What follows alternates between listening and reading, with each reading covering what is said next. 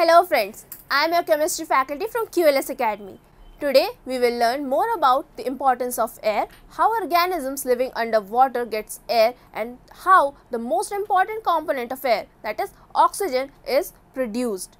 Hope you will enjoy today's lesson. So let's get started. Air is important for each and every organism on this earth. Some organisms use oxygen from air while some use carbon dioxide portion from the air. Each and every organism depend on air for their survival. The organisms whose survival is dependent on oxygen are called aerobic organisms, while the organisms whose survival does not depend on oxygen are called anaerobic organisms. There are a very few anaerobic organisms. Mostly anaerobic organisms are anaerobic microorganisms. The organisms living on land gets oxygen directly from air, like us. हम अपनी oxygen requirement direct air को breathe in करके fulfil करते हैं. But what about the organisms living inside soil? Organisms like earthworms spend most of their life inside soil. They get their required oxygen from the air filled in the spaces among the soil particles. Yes, soil के अंदर भी air present रहती है. You can prove this by a simple experiment. हम एक छोटा सा beaker लेंगे, हम उसमें कुछ ड्राई सॉइल लेंगे. Remember we need dry soil. हम एक बीकर में ड्राई सॉइल लेंगे and to this soil we will slowly add some water. धीरे धीरे हम थोड़ा थोड़ा पानी ऐड करेंगे. और adding water you can observe that some bubbles are coming out when water is added. The bubbles coming out are the air bubbles. हमने जब सॉइल में वाटर ऐड किया तो water displace the air present in the soil. This proves that soil also contains air. You can see earthworms, snakes mostly during the rainy season. Can you guess the reason why they come out only in rainy season? It is because the spaces between the soil particles get clogged with water. The air present in the spaces get displaced by water and hence to respire, earthworms, snakes and other rodents come out of the soil for respiration. Now, how do aquatic organisms get oxygen? आपने कभी fishes को water के बाहर respire करते हुए देखा है? Have you ever seen aquatic plants coming out of the water to perform photosynthesis? No, na? So, how do the aquatic animals get their oxygen supply and how do the aquatic plants get their carbon dioxide? The aquatic life forms use the gases dissolved in water. Fishes and other aquatic animals take up the oxygen dissolved in water through their gills. Just like us, they also give out carbon dioxide. Fishes और other aquatic animals भी पानी में से जो वो oxygen dissolved है वो intake करते हैं and carbon dioxide exhale out. This carbon dioxide is then utilized by the aquatic plants to perform photosynthesis. Whenever you boil water, you can see that before water comes to boil, tiny bubbles form at the bottom of the vessel.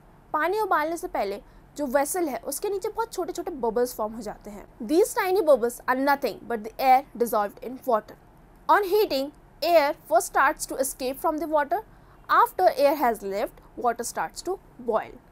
So, this was availability of water under soil and water.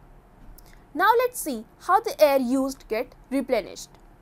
Just imagine, world में कितने सारे oxygen utilizing animals, birds, fishes, rodents, microorganisms present है.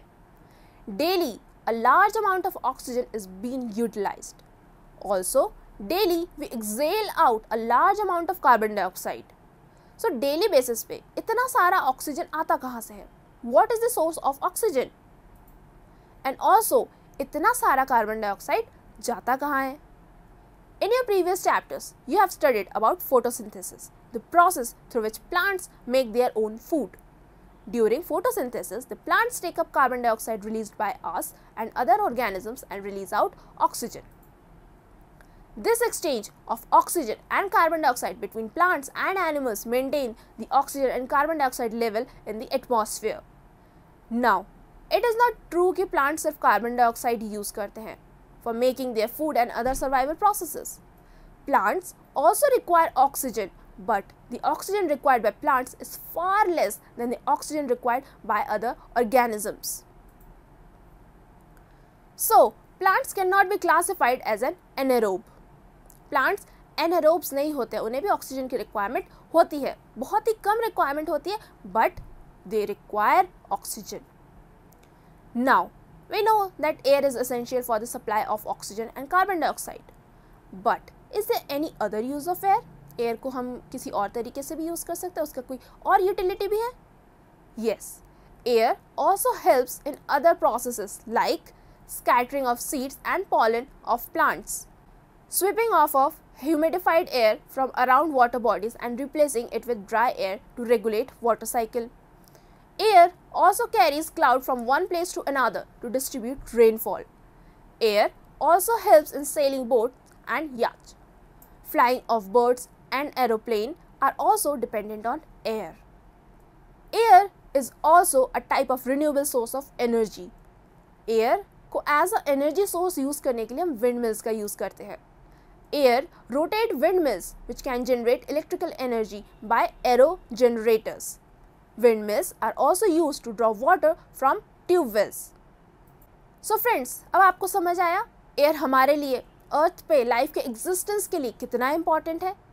It not only provides essential gases but also maintains humidity and rainfall, which are also important factors for the survival of life in a region. We should not pollute the air we breathe in. The air polluted by poisonous gases like nitrogen oxide, sulfur oxide, carbon monoxide poses several health hazards to all the life forms on earth.